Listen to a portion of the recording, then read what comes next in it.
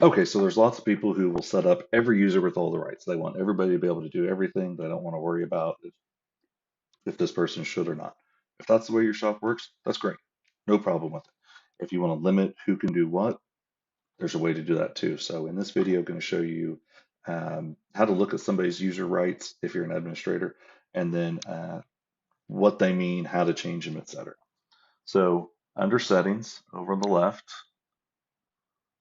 come down to the bottom, users, and it brings up this view. I'll bring up myself. I can change my avatar or I can change somebody else's since I'm an admin. Name, email addresses, not editable because that's the login. Personal phone number. Sometimes people get a little worried on this, like, oh, I don't want, that used for caller ID or something else along those lines. All that's used for is if you are getting text message notifications from the system, it knows where to send them. Default caller ID. Ooh, boo boo here. I should have a default caller ID. And I know I have a lot of phone numbers there. So I went ahead and changed it. I'll hit save here in a minute. This next setting, email settings. So for your email that goes out, if it's coming from you personally to a seller, you have to have your email settings in here. So you see, I use Office 365. Check out help. We have in the help center, we have the SMTP server for Google as well. Google and Office 365 are, of course, the largest. If you use somebody else, then you may need to look at your setup for them to find out your settings. But you have your server, your port. A question I often get is, why is there a username and system email? Well, some systems, not all, but some have a different usernames and the email address. So a lot of times my username may be, let's say, John Nolan, but then my email is John at IHBuyers. So that's why sometimes people have to put their email in twice because it operates both. Put those in, we put our password in. Now, obviously, if you want to see what you're typing in, you can hit the little I and you can see what it is. But just because it doesn't show password here, doesn't show that there is something, doesn't mean my password's not saved. So if you're going through the first setup, go ahead and type your password in, then come down here to test email recipient, put it in a test email, and click test configuration. Wait a moment, up here on the right, email sent, check inbox. So we know that it was fine, it connected, it went through.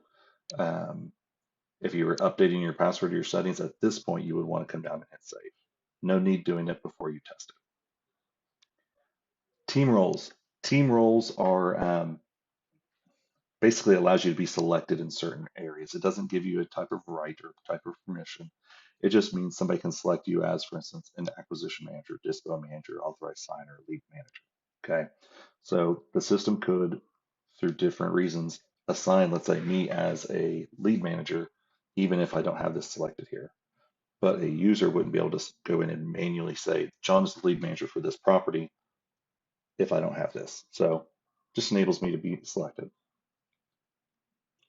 Now user permissions, what I said this video was going to be about. User permissions, self-explanatory on what it is, but how it works.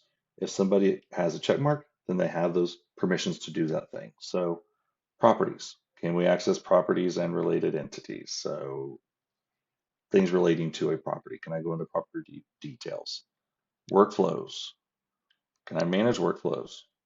Templates, break it down a little bit. We have task templates, communication templates, and then e-signature templates. Uh, Most people, again, will enable these in big groups or all of them, but it gives those that want to be able to limit it the ability to limit those.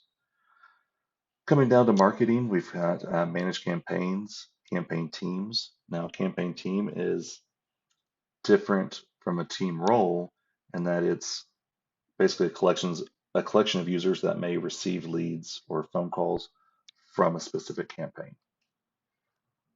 Manage IVRs if you have an IVR prompt before somebody talks to somebody on your team, lead distribution, and then other marketing settings. So we're trying to break it down so you have the ability to control what you want, um, however you want.